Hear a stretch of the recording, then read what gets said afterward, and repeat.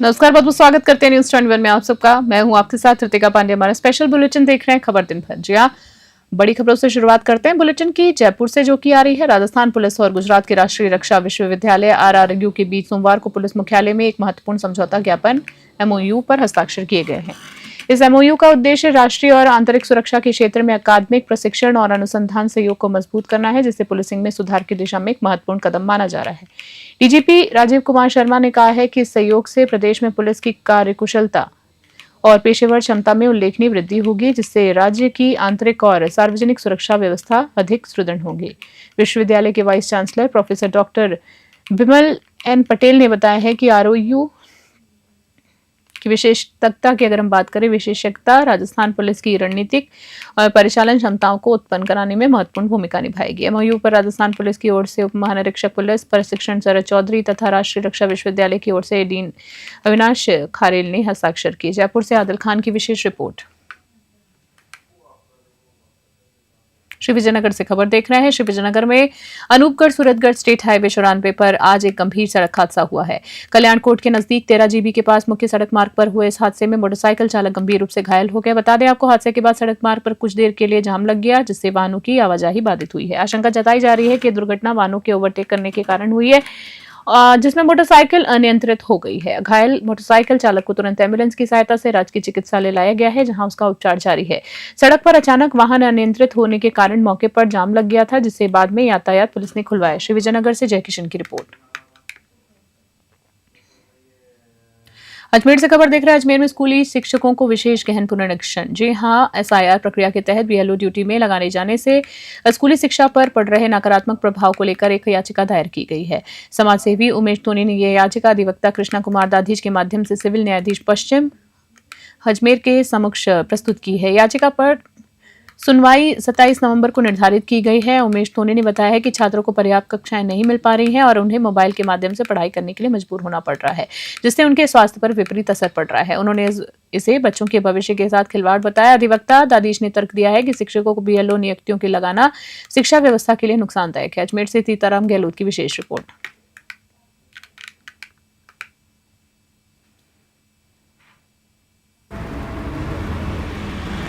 हाँ जी, आपने याचिका दर्ज करवाई है, किस चीज़ को लेकर करवाई है? जी, आज हमने याचिका सेशन कोर्ट में दायर करवाई है। इस चीज़ को लेकर करवाई है कि SIR के तहत जो चुनाव आयोग द्वारा लगाए गए BLO के ऊपर है, और हमारे बच्चे जो स्कूल के BLO उन्होंने लगा दिए हैं, उन बच्चों के भविष्य खराब होगा, जिनकी पढ़ाई में व्यवधान आ रहा है। उस पढ़ाई को कौन करवाएगा? अब ऐसे में बच्चे एक देश की प्रॉपर्टी है, नींव है। बच्चों का भविष्य खराब हो रहा है, उनके अभिभावक बड़े परेशान हो रहे हैं, और बच्चे लोग अपनी मोबाइल लेकर के घरों में देखते हैं और उनकी आंखें वीक हो रही हैं। पढ़ाई का नाम है नहीं। अर्धवार्षिक परीक्षा भी होने जा रही है, और आने वाले समय में भी वार्षिक परीक्षा होने जाएगी। उसकी जिम्मेदारी कौन लेगा? ऐसे में बच्चे जैसे 5th क्लास में हैं, 4th क्लास में हैं, और टीचर्स है ही नहीं वहाँ।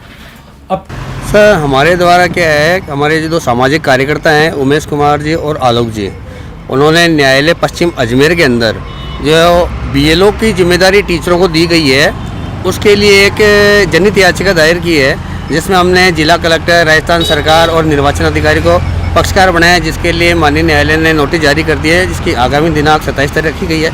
इसमें यह है कि आज जो उनके क्षेत्रों में जो स्कूल के बच्चे हैं, जिनके अर्धवार्षिक परीक्षाएं भी चालू हो रही है, तो बच्चे वहाँ पढ़ने जाते हैं, लेकिन टीचरों को, जितने भी वहाँ टीचर हैं, उनको BLO की जिम्मेदारी सौंप दी गई है। जबकि इलेक्शन विभाग का काम है कि जो अशैक्षणिक काम में हैं व्यक्ति, उन्हीं को BLO की जिम्मेदारी दी जा सकती है, जो गैर शिक्षण का काम करते हैं। परंतु इस प्रकार न करके सरकार द्वारा जो ये दोहरा रवैया अपनाते हुए, जहाँ एक तरीके से कह रखा है कि शिक्षा एक बच्चों का मौलिक अधिकार है, इससे क्या है, बच्चे आज काफ़ी प्रभावित हो रहे हैं। आज अर्धवार्षिक चल रही है, आपको जिम्मेदारी दे दी कि साहब अभी कभी करो, बाद में के साहब हमें मार्च अप्रैल में बोर्ड की परीक्षाएं आने वाली है, बच्चों के खराब होते हैं। हाँ जी, आपने याचिका दर्ज करवाई है, किस चीज़ को लेकर करवाई है? जी, आज हमने याचिका सेशन कोर्ट में दायर करवाई है। इस चीज़ को लेकर करवाई है अगली खबर पुष्कर से देख रहे हैं। पुष्कर ब्रह्मा कॉरिडोर को लेकर प्रथम चरण की महत्वपूर्ण बैठक आयोजित की गई है, जिसमें राजस्थान सरकार के कैबिनेट मंत्री सुरेश सिंह रावत और जिला कलेक्टर और नववर्तमान सभापति कमल पाठक, उप सभापति शिव स्वरूप महाशी अध्यक्षता उनकी अध्यक्षता में विस्तृत चर्चा हुई है। करीब 2 घंटे चली इस बैठक में स्थानीय प्रशासनिक अधिकारियों, जनप्रतिनिधियों, तीर्थ पुरोहितों, व्यापारियों तथा आमजन ने भाग लिया है। सभी सहभागी वर्गों के सुझाव के लिए और कॉरिडोर को लेकर उठ रहे सवालों पर खुलकर विचार विमर्श किया गया है। कैबिनेट मंत्री सुरेश सिंह रावत ने कहा है कि सरकार किसी भी प्रकार की तोड़फोड़ या पारंपरिक ढांचे को नुकसान पहुंचाने के पक्ष में बिल्कुल भी नहीं है। स्थानीय लोगों की भावना का सम्मान करते हुए आगे की कार्य योजना बनाई जाएगी। अधिकारियों ने भरोसा दिलाया है कि हर कदम पारदर्शिता के साथ समाज हित से आगे बढ़ाया जाएगा। बैठक में उपस्थित लोगों ने प्रशासन की स्पष्टीकरण संतोष व्यक्त किया है। पुष्कर से सीताराम गहलोत की विशेष रिपोर्ट।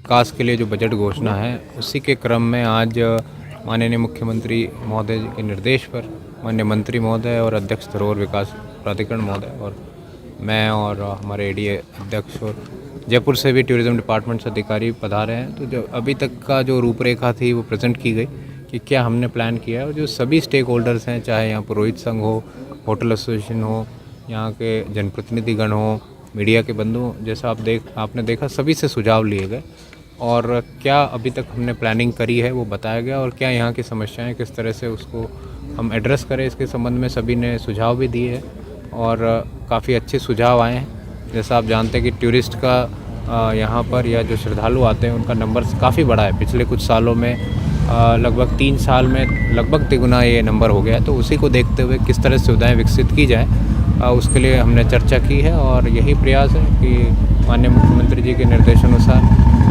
तीर्थराज पुष्कर का तो हमारे प्रदेश के यशस्वी मुख्यमंत्री आदरणीय भजनलाल जी का हृदय से आभार प्रकट करता हूँ और धन्यवाद ज्ञापित करता हूँ कि उन्होंने पुष्कर की जनता की मांग के अनुरूप तीर्थराज पुष्कर का विकास हो, उसकी उन्होंने बजट के अंदर विकास की घोषणा करी। मैं धन्यवाद देना चाहता हूँ हमारे प्रदेश के उप मुख्यमंत्री दिया कुमारी जी को, जिन्होंने उस बजट को पढ़ा और विशेष तौर से इस काम को देख रहे हमारे हेरिटेज अथॉरिटी के चेयरमैन साहब आदरणीय वकार सिंह जी लखाऊ साहब को, जिन्होंने दिन रात मेहनत करके तीर्थराज पुष्कर कैसा विकास हो उसके लिए काम कर रहे हैं। और आज हमने तीर्थराज पुष्कर के सभी प्रमुख लोगों के लिए, चाहे पक्ष हो, चाहे विपक्ष हो, चाहे व्यापारी हो, चाहे हमारे यहाँ के तीर्थराज पुरोहित संघ के सदस्य हो, चाहे हमारे पत्रकार मित्र हो, चाहे आम जनता हो, प्रमुख लोगों से तीर्थराज पुष्कर का आने वाला स्वरूप कैसा हो, इसका विकास किस तरह से होना चाहिए, उनके सुझाव हमने यहाँ लिए और उनको कहा कि अगर कोई आज भूल गए तो हमारे जो।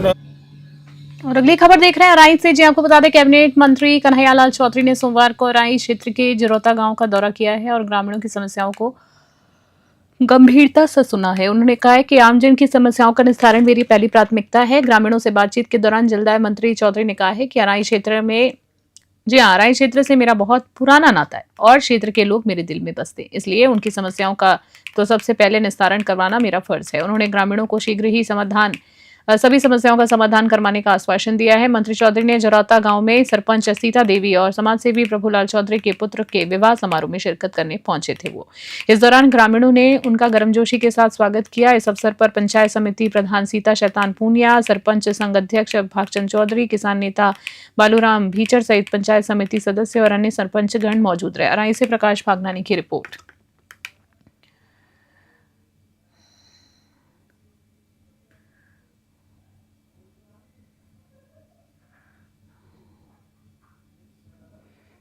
श्रीकरणपुर से खबर देख रहे हैं। करणपुर इलाके श्रीकरणपुर इलाके से गांव धनूर और केसरी सिंहपुर को जोड़ने वाली मुख्य सड़क की हालत बेहद खस्ता हो चुकी है, जिससे रोजाना हजारों लोगों को भारी परेशानी का सामना करना पड़ रहा है। कई सरकारी कर्मचारी इसी जर्जर सड़क से होकर ड्यूटी पर जाते हैं, लेकिन प्रशासन इस और आंखें मूंदे बैठा हुआ है। ये सड़क गाँव 32H 33H 4X धनूर और केसरी सिंहपुर को जोड़ती है। ड्यूटी हुई सड़क के कारण आम जनता का आवागमन में दिक्कतों का सामना उनको करना पड़ रहा है। सूत्रों की मिली जानकारी के अनुसार इस सड़क के निर्माण के लिए 7 भर पहले बजट भी पास हो चुका था, लेकिन इसके बावजूद निर्माण काम शुरू नहीं हुआ है। श्रीकरणपुर से अमित धवन की रिपोर्ट।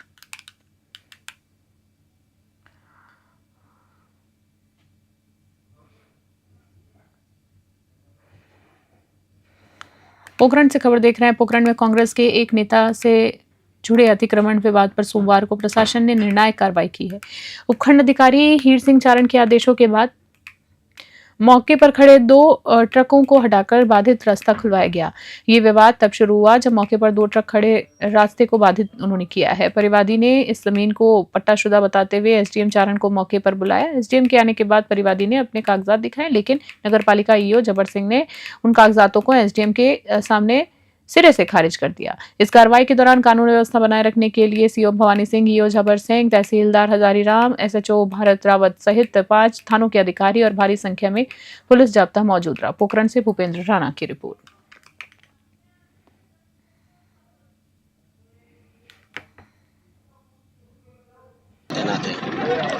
यहाँ रास्ता का मामला था, तो जो ईओ नगर पालिका के द्वारा हमको रिक्वेस्ट लेटर भेजा गया था कि हमारा एक रास्ता चल रहा है ऑलरेडी, और रास्ते पर वो ग्रेवल ऑलरेडी हो रखा है और पीछे भवानीपुरा जाने का रास्ता है।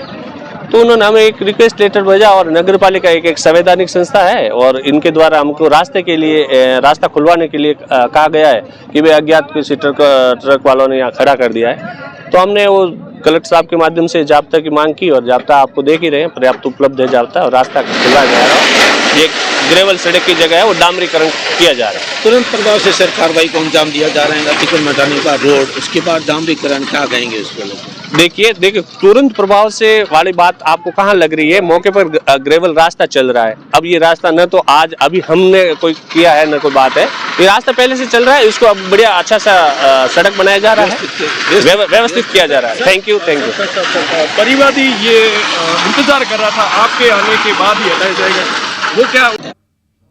धौलपुर से खबर देख रहे हैं। धौलपुर जिले में सड़क सुरक्षा अभियान के अंतर्गत गुलाब बाग चौराहे पर चंद्रमाल फाउंडेशन की ओर से यातायात नियमों की जागरूकता के लिए पोस्टर लगाए गए हैं और डिवाइडर पर रिफ्लेक्टर्स लगाए गए हैं। जिला यातायात प्रभारी बलविंदर सिंह ने बताया है कि वाटर बॉक्स चौराहा पर एक ब्लैक स्पॉट के रूप में स्थापित हो चुका है। जी एक ब्लैक स्पॉट के रूप में स्थापित हो चुका है। चौराहे पर दुर्घटनाओं में कमी लाने के उद्देश्य से वहां अस्थायी रूप से डिवाइडर लगाकर चौराहे को बंद कर दिया गया है। परिवहन निरीक्षक श्रीकांत कुमावत ने बताया है कि जिला परिवहन अधिकारी गौरव यादव के दिशा निर्देश में नियमित रूप से समझाइश की जा रही है। आज चंद्रमाल फाउंडेशन के सहयोग से ये जागरूकता पोस्टर लगाए गए हैं और रिफ्लेक्टर्स भी लगाए गए। धौलपुर से संजय कसाना की रिपोर्ट। मालिक जो भी ड्राइवर लेके जाते हैं उनको अंडरपास सागरपाड़ा होके आदेश दिए गए, और मुचकुंड से जो घंटाघर जाते हैं उनको गुलाब बाग होते हुए जाने के लिए हिदायत दी गई है। पैदल यात्रियों को जो ब्रिज फुट ब्रिज बना हुआ उसको ऊपर से क्रॉस करने के लिए हिदायत दी गई है और समझाया गया है। भीनमाल से खबर देख रहे हैं। थाना परिसर में राजेंद्र सिंह राजपुरोहित ने नवनियुक्त थानाधिकारी के रूप में पदभार ग्रहण किया है। पदभार ग्रहण करने के बाद उन्होंने कहा है कि क्षेत्र में शांति व्यवस्था बनाना और कानून व्यवस्था को मजबूत करना उनकी सर्वोच्च प्राथमिकता होगी। उन्होंने नागरिकों से सहयोग की अपील करते हुए कहा है कि पुलिस और जनता के बीच बेहतर तालमेल से ही प्रभावी पुलिसिंग संभव है। राजपुरोहित ने आश्वस्त किया है कि किसी भी प्रकार की आपराधिक गतिविधि को बर्दाश्त नहीं किया जाएगा और ऐसे मामलों को सख्ती से कार्रवाई इस पर की जाएगी। भीनमाल से रविंद्र रोहन की विशेष रिपोर्ट।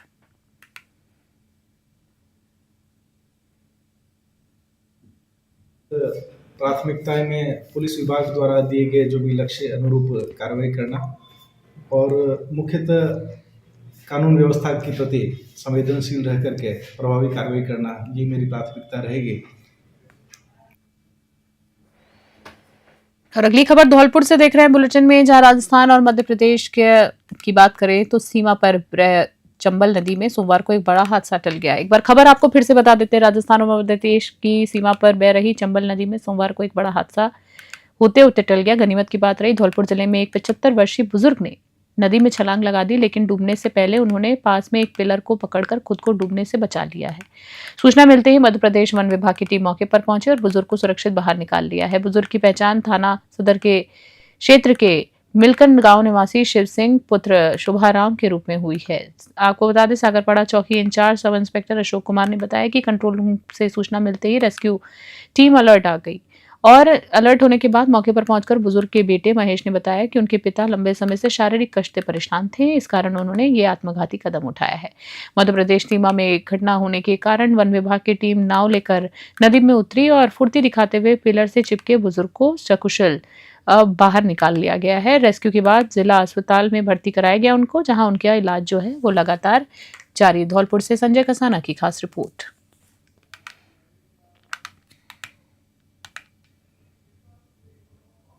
और अगली खबर कह रहे हैं, देख रहे हैं आप, श्रीकरणपुर से आ रही है। पुलिस थाने के नए थानाधिकारी सीआई राजीराम ने सोमवार को अपना पदभार ग्रहण किया है, संभाल लिया है। उन्होंने निवर्तमान थानाधिकारी राम प्रताप वर्मा का स्थान लिया है, जिसका तबादला पुलिस लाइन श्रीगंगानगर कर दिया गया है। एसपी डॉक्टर अमृता दोहन द्वारा हाल में ही किए गए 8 पुलिस निरीक्षकों के तबादलों में राम प्रताप वर्मा का नाम भी शामिल था। भारत पाकिस्तान सीमा पर स्थित संवेदनशील श्रीकरणपुर इलाके की जिम्मेदारी अब राजीराम को सौंपी गई है, जो पहले श्रीगंगानगर पुरानी आबादी थाने में कार्यरत थे। पदभार संभालने के बाद नए थानाधिकारी राजीराम ने कहा है कि उनकी प्राथमिकता अंतर्राष्ट्रीय सीमा पर हो रहे नशा और हथियार तस्करी पर अंकुश लगाना और क्षेत्र में बढ़ रहे मेडिकल नशे पर लगाम लगाना रहेगा। श्रीकरणपुर से अमित धवन की रिपोर्ट।